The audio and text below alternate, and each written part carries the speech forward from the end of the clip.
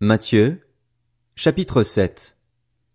Ne jugez pas afin de ne pas être jugés, car on vous jugera de la même manière que vous aurez jugé et on utilisera pour vous la mesure dont vous vous serez servi. Pourquoi vois-tu la paille qui est dans l'œil de ton frère et ne remarques-tu pas la poutre qui est dans ton œil? Ou comment peux-tu dire à ton frère, laisse-moi enlever la paille de ton œil, alors que toi, tu as une poutre dans le tien?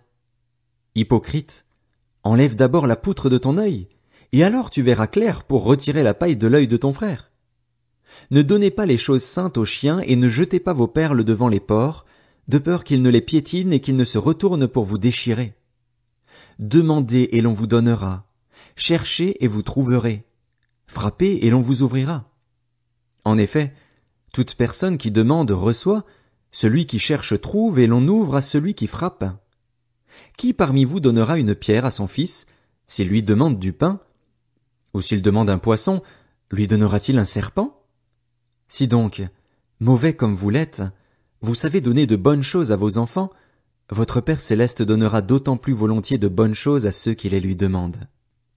Tout ce que vous voudriez que les hommes fassent pour vous, vous aussi, faites-le de même pour eux, car c'est ce qu'enseignent la loi et les prophètes. Entrez par la porte étroite. En effet, large est la porte, spacieux le chemin menant à la perdition, et il y en a beaucoup qui entrent par là, mais étroite est la porte, resserré le chemin menant à la vie, et il y en a peu qui les trouvent. Méfiez-vous des prétendus prophètes. Ils viennent à vous en vêtements de brebis, mais au-dedans ce sont des loups voraces. Vous les reconnaîtrez à leurs fruits. Cueille-t-on des raisins sur des ronces ou des figues sur des chardons? Tout bon arbre produit de bons fruits, mais le mauvais arbre produit de mauvais fruits. Un bon arbre ne peut pas porter de mauvais fruits, ni un mauvais arbre porter de bons fruits.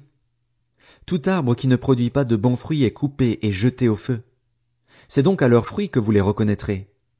Ceux qui me disent « Seigneur, Seigneur », n'entreront pas tous dans le royaume des cieux, mais seulement celui qui fait la volonté de mon Père céleste.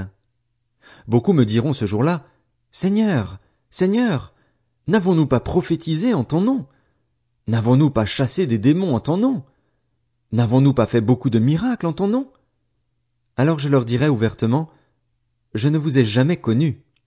Éloignez-vous de moi, vous qui commettez le mal. » C'est pourquoi, toute personne qui entend ces paroles que je dis et les met en pratique, je la comparerai à un homme prudent qui a construit sa maison sur le rocher. La pluie est tombée, les torrents sont venus, les vents ont soufflé et se sont déchaînés contre cette maison. Elle ne s'est pas écroulée, parce qu'elle était fondée sur le rocher. Mais toute personne qui entend ces paroles que je dis et ne les met pas en pratique ressemblera à un fou qui a construit sa maison sur le sable. La pluie est tombée, les torrents sont venus, les vents ont soufflé et se sont abattus sur cette maison. Elle s'est écroulée et sa ruine a été grande. Quand Jésus eut fini de prononcer ces paroles, les foules restèrent frappées par son enseignement, car il enseignait avec autorité et non comme leurs spécialistes de la loi.